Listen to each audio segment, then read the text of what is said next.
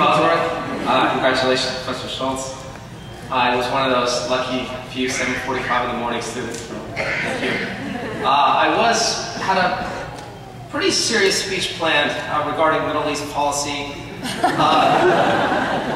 Unfortunately, Senator John Kerry stole my speech.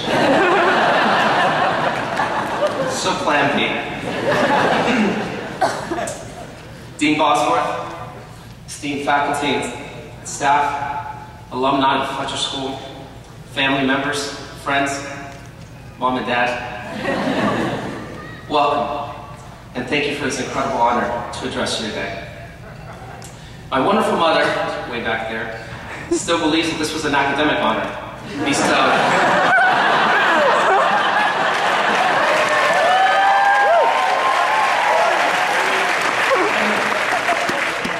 I knew they would get a laugh. Wonderful mother believes this is an academic honor bestowed on the two hardest working students at Fletcher. So if you happen to run into her, please remind her how hard I studied. Class of 2011, approximately 2 years ago, around this time, we were in the final stages of deciding to enroll at Fletcher. Many of us were making this decision while living in exotic places around the world, such as Nepal, Colombia, Nigeria, Ireland, China, Detroit, New York City, Sierra Leone, Italy, Washington, D.C., India, and yes, even New Jersey.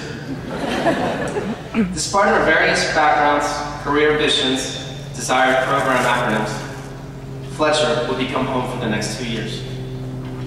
So, what were we thinking? Upon entering Fletcher, our 2011 class would include government officials, U.S. Peace Corps volunteers, journalists, attorneys, consultants, financial analysts, a long list, financial analysts, military officers, and of course, world-class Olympians.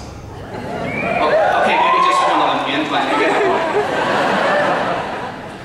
Aside from Fletcher's world-class academic reputation, I think we all set out to be part of a diverse community that would serve as a catalyst for learning both inside and out of the academic setting. Little did I know at the time that the Fletcher community would eventually become a family. And like any good family, we shared a very special journey that would include a building of trust and mutual support from fellow students, both inside and out of the classroom, a prestigious yet very approachable faculty that would provide friendship and mentor opportunities, a tight-knit community that would be ready to give you or lend you anything from ski gear to lessons in Chinese to tips on how to spend an enjoyable afternoon in Bali. Of course, this is the case. In any good family, we were also a bit dysfunctional. At some point in our lives, we may have all faced the following. We may have all found ourselves volunteering for a cultural night activity, thinking that it sounded like fun, only to realize that the next 8 weeks would be filled with extensive back-breaking practice, an intense and demanding drill sergeant, blood, sweat, and yes, occasional tears. The next few are related to food. Food was a big deal for us, especially we may have found ourselves fighting for free food at any given time, place, regardless of appetite or location.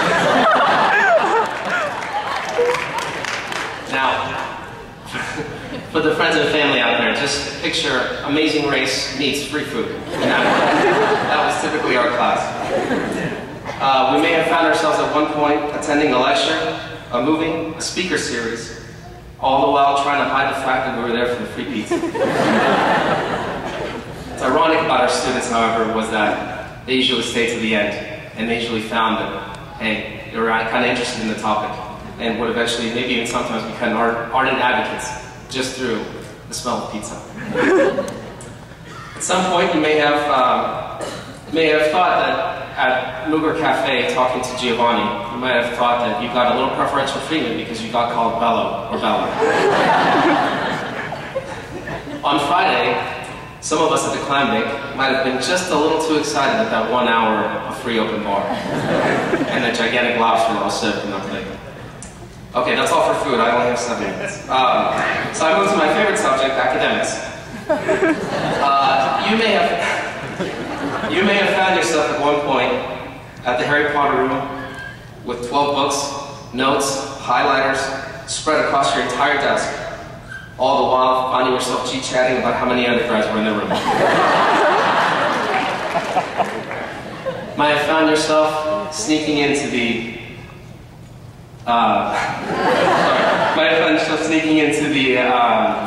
registration room with a thesis extension form and made sure no one was looking.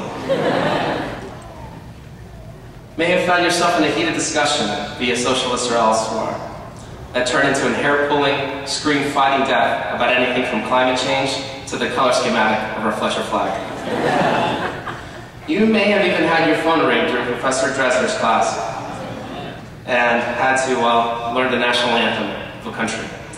I still know the first 3 verses of "O Canada." You may have found yourself turning in 3 papers, taking 2 exams, all in 4 days, and not even considering cramming. These anecdotes are just a few things that would make our experience at Fletcher so special. Sometimes, however, what would make me reflect on this special school involved venturing elsewhere. This semester, I had the opportunity to take classes at a local university close by in Cambridge. It was my first time venturing out of my beloved Fletcher, and I was in a class that involved intense group work throughout the entire semester. I was nervous because this class dynamic, knowing that I would have to be a stranger in a room full of what I assumed would be a tight-knit group. There were 8 people per group, a total of 80 people in the class. So as I approached my group, I saw them quietly in a circle. I sat down, I waited 4 very slow and painful seconds. I got up and I introduced myself, one by one, name, hello, hello, hello.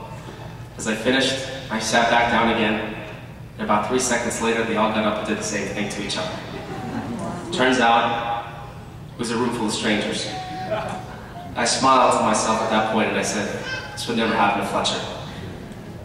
So I shook everyone's hand, something strange happened. Oh, I reread that part. Okay, so.